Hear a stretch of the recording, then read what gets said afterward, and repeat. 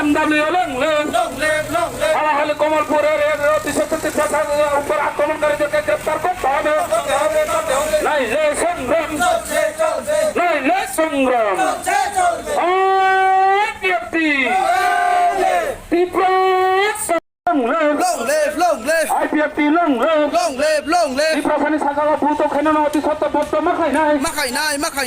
সংগ্রাম চলে নাই, চলে নাই, চলে নাই, চলে নাই, চলে নাই, চলে নাই। IPFT long live, long live, long live, ইউরোপিএফটি long live, long live, long live. Kamalpur Halahali চিনি বরণ ভূত খেলানে বদ্ধ মাখাই নাই, মাখাই নাই, মাখাই নাই।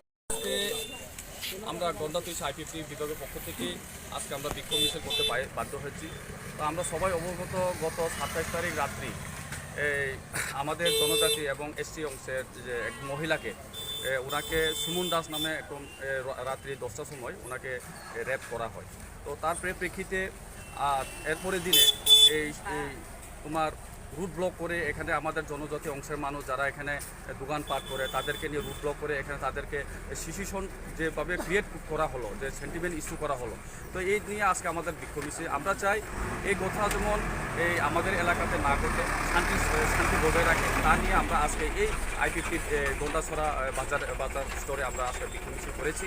এবং সেটা আমরা চাই যে সুমন দাসকে অতি সত্বর আইনিভাবে শাস্তি, তোমার ফাঁসির শাস্তি আমরা দাবি করছি অতি সত্বর, এবং শান্তি বজায় রাখার জন্য আমরা আন্দোলন করছি। আগামী দিনে এই যদি এই শান্তি সত্য বজায় না রাখে বা আমরা বৃহত্তর আন্দোলন করতে আমরা বাধ্য হব। নমস্কার।